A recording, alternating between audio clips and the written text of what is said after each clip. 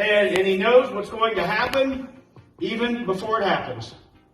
And the thing we have to remember is this, is that because God knows when something's going to happen, He gives us the strength to endure it, doesn't He? And He gives us security that we don't have to panic when something happens. And that's what God gives us. I don't need that because I have the Lord. And we have to just remember that we just have to trust Him today in that. Because one thing that Jesus will do is, you look at verse 35. The day when evening came, He said to His disciples, "Let us go over to the other side." Now I want you to see something, because it'll give you great understanding about God's love, and it'll also give you great understanding about how He wants to build your faith. There are people in your life, and a lot of motivational speakers and a lot of motivational preachers will tell you that you will never have to endure a storm in your life. Bad things don't happen to Christians. That's what they tell you. We know that's not true, is it? We know that's not true. But people tell you that, don't they? But anyway, we know that we have to go through storms. Sometimes we don't, but sometimes we do. But what we have to remember is this, is that sometimes anytime we'd love to avoid those storms, don't we? I would love for nothing to ever go wrong. Love for none of that stuff to ever happen. But what about in instances like this? What about when God says go into the storm? That's exactly what Jesus did, didn't it? You don't think for a minute that He didn't know there was a storm coming. But what did He do with disciples? What did He tell His disciples? Hey, let's go to the other side.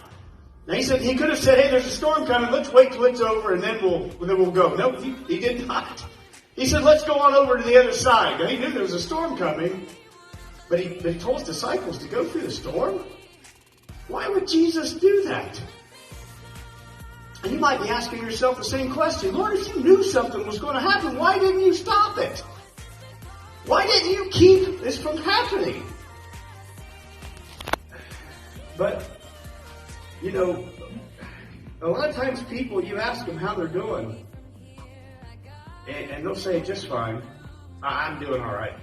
I'm doing fine. Hey, good, no problem. What about when things aren't okay? What about when things aren't easy and you do have to go into the storm? What about you doing things like, what happens when you do things like that?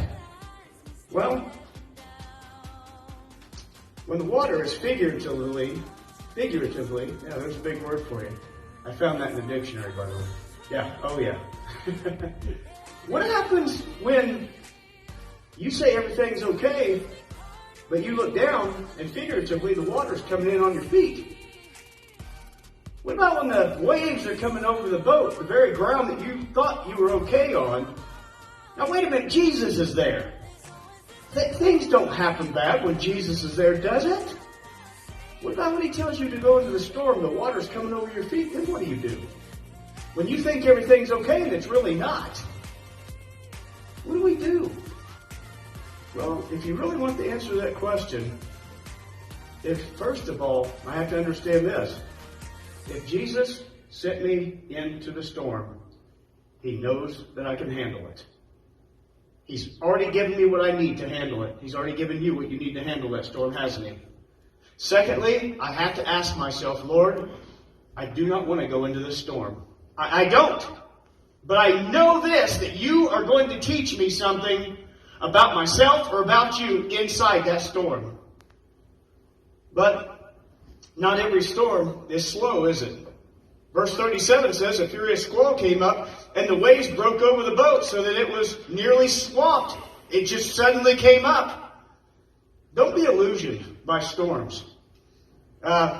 Things can come up in your life that will change your life in one day, won't it? You could be fine in the morning, and by evening, your life could be totally different. And I didn't see it coming. I didn't know that was going to happen this week. Me and Jaden went out. When he took him swimming, he says, hey, I want to go to the library.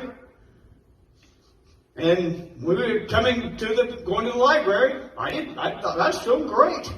Just got through praying, not 30 minutes later, but how did I know big red truck was going to cut right in front of us? And there is absolutely no reason at all why I shouldn't have hit him. I've had accidents before. I know how close you got to be to hit somebody. But somehow we didn't hit him. I don't know how, but we didn't.